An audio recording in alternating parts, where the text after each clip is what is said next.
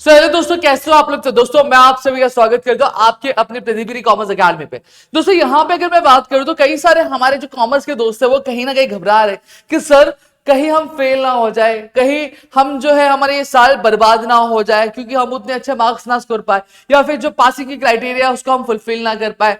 पिछले कई सारे हमने ऐसे वीडियोस दिखे जहां पे हमें ये देखने मिल रहा है कि जो पासिंग परसेंटेज होता है वो साइंस वालों के कंपेरेटिव में जो कॉमर्स वालों का कम होता है। सही बात है, जहां पे फेलियर का परसेंटेज जो होता है कॉमर्स वालों का ज्यादा रहता है और साइंस वाले कम होते हैं। कॉमर्स में स्टूडेंट्स कंपैरेटिवली ज्यादा फेल होते हैं। तो ये सारी चीजें सुन के कहीं ना कहीं हमारे मन में एक बहुत अलग ही जो डर है, जो घबराहट है वो बैठी हुई है। तो दोस्तों मैं यहाँ पे आपको बता दूं, हाँ ये चीज सच है, ये चीज फैक्ट है कि कंपैरेटिवली जब हम बात करते हैं कि साइंस और कॉमर्स में, तो कॉमर्स वाले जो स्टूडेंट्स का जो फेलियर का जो प्रोपोर्शन होता है वो थोड़ा सा ज्यादा होता है। अब रीजन क्या होता है? रीजन ये होता है कि कुछ कुछ हमारे दोस्त होते हैं जो एग्जाम के लिए रजिस्ट्रेशन तो करते हैं लेकिन एग्जाम देने ही नहीं जाते। कुछ हमारे दोस्त ऐसे होते हैं जो पेपर में कुछ लिखते ही नहीं है, उन वो सभी फेल होते हैं। लेकिन अगर मैं बात कर दूं तो सीधी सीधी बात करूं तो महाराष्ट्र बोर्ड कभी भी किसी भी स्टूडेंट को फेल नहीं करना चाहता, ना ही आपके कॉलेज वाले जो आपके टीचर्स है वो फेल करना चाहते। अब उसके पीछे के रीजंस क्या है उसके बारे में आपको बता देना चाहता हूं। सबसे पहली चीज अगर मैं बात करूं तो सबसे पहले क्या होता था, आपके जो एग्जामिनेशन है, ठीक है, 100 मार्क्स है, ये दो पार्ट में डिवाइडेड है। एक होता है आपका इंटरनल जो आपका एबीटी के फॉर्म में होता है, और एक होता है आपका एक्सटर्नल जो आपका होता है रिटर्न के फॉर्म में होता है। करेक्ट? ये दो। अब पहले क्या होता था, पहले ये चीजें ये हुआ करती थी कि इंटरनल में अगर आपको अलग से पासिंग निकालनी पड़ती थी और एक्सटर्नल में आपको अलग से पासिंग निकाली पड़ती थी, तब जाके आप क्या होते थे, आप किसी पर्टिकुलर सब्जेक्ट में क्या पास होते थे। अगर आप इंटरनल में पासिंग नहीं निकाल पाते, उसमें फेल हो जाते एक आधा मार्क्स के लिए, और एक्सटर्नल में पास हो जाते, फिर भी आप क्या हो जाते, आप फेल कंसीडर क्या किए जाते थे। लेकिन मैं आपको बता दूं अब चीजें चेंज हो चुकी है। अब हमारे पास क्या आ चुका है, कंबाइंड रूल आ चुका है। क्या हो चुका है? कंबाइंड रूल आ चुका है। अब कंबाइंड रूल में क्या होता है, देखो 100 मार्क्स का पेपर है, ठीक है।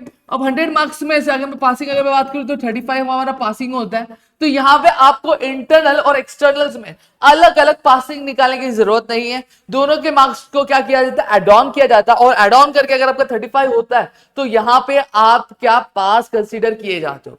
अब आप बोलोगे कि सर मेरा टीचर के साथ रिलेशन अच्छा नहीं था, सर मैंने जो चीजें थी वो उतनी अच्छी नहीं थी। तो मैं आपको एक जानकारी यहाँ पे एक चीज बता देना चाहता हूँ। देखो सबसे पहली चीज अगर मैं बात करूं, जैसे हमारे बीच में कंपटीशन होता है ना कि भैया मुझे इससे ज्यादा मार्क्स लाना है या फिर उससे ज्यादा परसेंटेज लाना है, तो वैसे ही आपकी जो लोकेलिटी होती है उस पर्टिकुलर लोकेलिटी में जितने भी स्कूल या फिर कॉलेजेस होते हैं उनका भी आपस में एक क्या कंपटीशन क्या होता है, ठीक है, जहां पर उनको कंपटीशन ये होता है कि पासिंग परसेंटेज जो है स्टूडेंट्स का वो ज्यादा से ज्यादा देना।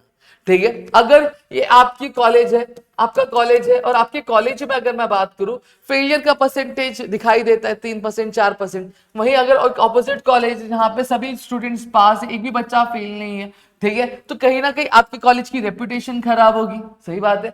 तो इस वजह से जो टीचर्स भी होते हैं वो आपको इंटरनल्स देते हैं, आपको वो भी फेल करना नहीं चाहेंगे। बस हाँ एक चीज का है कि अगर आप कुछ भी नहीं करोगे तो वो क्या करेंगे, लेकिन आपको अगर आप जो जो चीजें वो बोल रहे हैं अगर आप वो सारी चीजें फॉलो करें तो वो आपको कभी भी फेल नहीं करना चाहेंगे। अब यहाँ पे बोर्ड्स की बात करें, जैसे महाराष्ट्र बोर्ड, तो महाराष्ट्र बोर्ड का भी स्टेट वाइज क्या होता है, कंपटीशन होता है जो अदर स्टेट होते हैं हमारे।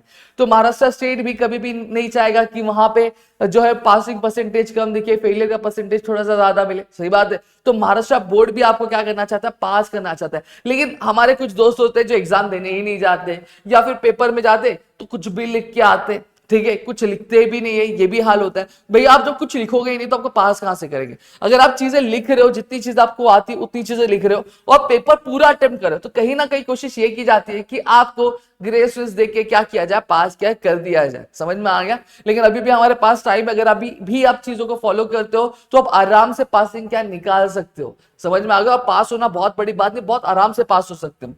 अब यहाँ पे जैसे अगर मैं पासिंग की अगर बात करूं, अगर कोई भी बंदा है, जैसे चारों सब्जेक्ट की मैं बात कर लेता हूँ, आपके बीके की बात कर लूं, मैं इको की बात कर लूं, मैं ओसी की बात कर लूं, या एसपी की मैं बात करूं, सीधी सीधी अगर मैं बात करूं, देखो 20 मार्क्स का एबीटी है, ठीक है, और 20 मार्क्स आपके पेपर में क्या ऑब्जेक्टिव्स क्या आता है।